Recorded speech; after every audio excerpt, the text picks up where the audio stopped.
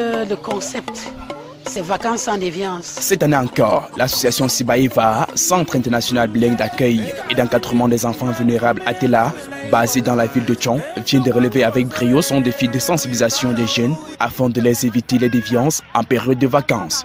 Rendu à la 3e édition, le concept Vacances sans déviance a permis cette année d'aborder une querelle de thématiques. Nous avons la consommation des stupéfiants, les grossesses précoces et le mariage précoce, la délinquance juvénile, le vol, les violences basées sur le genre et les violences aussi faites sur les hommes, la Covid-19, le IST-VIH et autres thématiques. Ici, personne n'a été mis à l'écart, l'enfant étant le père de l'homme. Nous avons donc choisi de commencer à 5 ans parce que l'éducation de base est très importante pour l'avenir de l'enfant.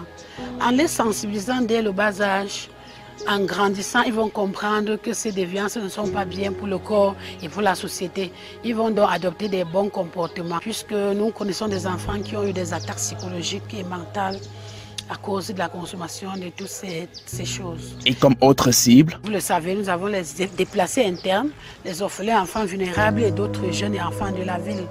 Comme déplacés internes, nous avons constaté que quand ils sont nouvellement arrivés dans les villes, ils ne connaissent pas encore le milieu.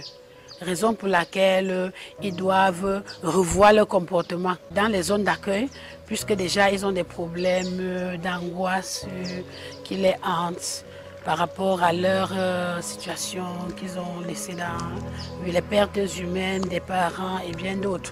Donc nous avons voulu donc aller vers eux pour les amener à améliorer les comportements.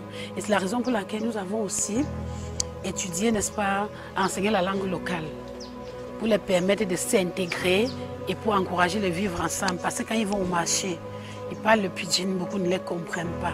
C'est la raison pour laquelle nous avons appris aux enfants à compter de l'argent, à compter de 1 à 10, à compter de l'argent jusqu'à un certain montant de 10 000 francs pour permettre aux enfants déplacés d'aller faire le marché aisément.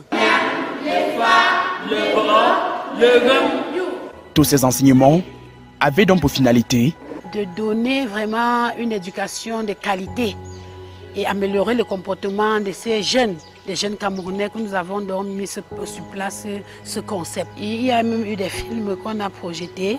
Les enfants ont vu comment est-ce que les personnes qui ne font pas des efforts pour améliorer leur comportement, pour finir, deviennent